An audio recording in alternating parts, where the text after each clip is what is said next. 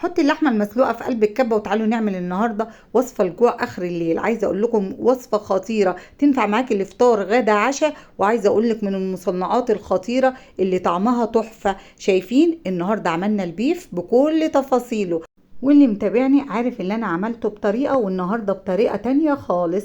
زي ما انتوا شايفين النهارده بايه؟ باللحمه المسلوقه.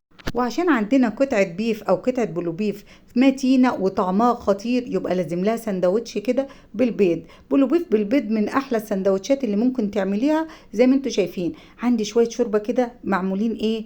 باللحمة الضاني. شايفين؟ واللحمة الضاني بتاعتنا دسمة كده وفيها عظم.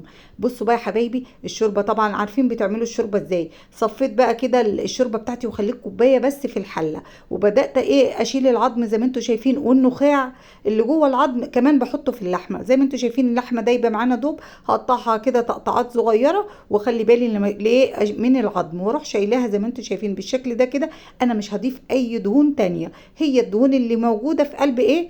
اللحمه. خلاص كده يا حبايبي، قولوا خلاص يا تيتا. شويه بقى ايه؟ 7 بهارات وملح وفلفل اسود. ومن التوابل الاساسيه اللي ما بانتش معاكم يا جماعه الفابريكا المدخنه، معلقه كده صغيره حطيها. وهنا لون طعام احمر. وهنا معلقه من الجيلاتين الحلال زي ما انتم شايفين، عليه ربع كوبايه من الميه السخنه، واروح ضيفاها كمان. ويبقى مكوناتنا كده تعتبر خلصت خلاص. زي ما انتم شايفين بالشكل ده كده دوبت الجيلاتين. ويلا بقى نخلط الخلطه الجباره دي. عايزه اقول لكم الشوربه كان فيها البصل بتاعتها ومتبله وكل حاجه.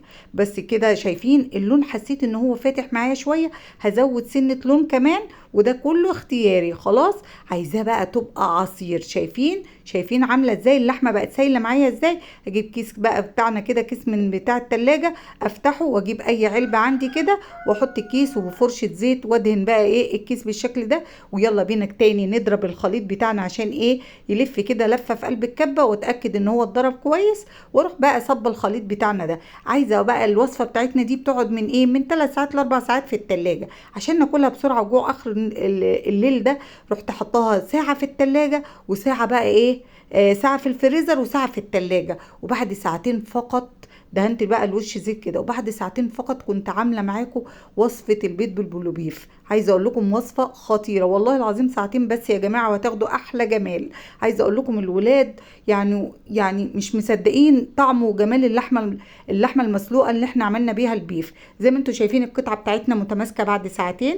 خليها انت من 3 ل 4 ساعات وخدي النتيجه افضل بكتير. خلاص شايفين؟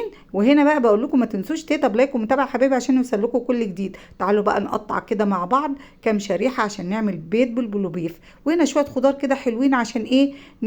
ندلع نفسنا شويه. يلا بينا بقى نقطع كده قطعتين. شايفين انتوا عامله ازاي؟ بصوا البلوبيف بتاعنا. تعالوا ناخد قطعه وشوفوها عامله ازاي بالشكل ده كده حبايب قلبي. شايفين؟ وبصوا بقى لما بمسك القطعه معانا متماسكه وعامله ازاي يا جماعه.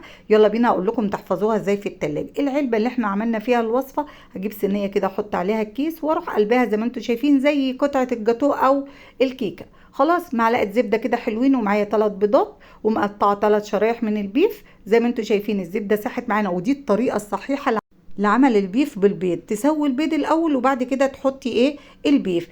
بشوف ناس كتير بتعمله غلط، بتسوي البيف الاول في الزبده وبعد كده تحط البيض. البيف كده كده مستوي يا جماعه. هو تسوي البيض الاول وبعد كده تحط البيف، وعشان ما يغيرش من طعمه. وهنا الديك كان بيسبح ربنا، كلنا نسبح ربنا ونقول لا اله الا الله سيدنا محمد رسول الله. كنت ضفت بقى ملح وفلفل اسود وعملت السندوتش المتين مع شويه شاي وشويه خضار. وهنا بقى بقول لكم لو عجبتكم الوصفه ما تنسوش تيتا بلايك ومتابعه عشان يوصل لكم كل جديد.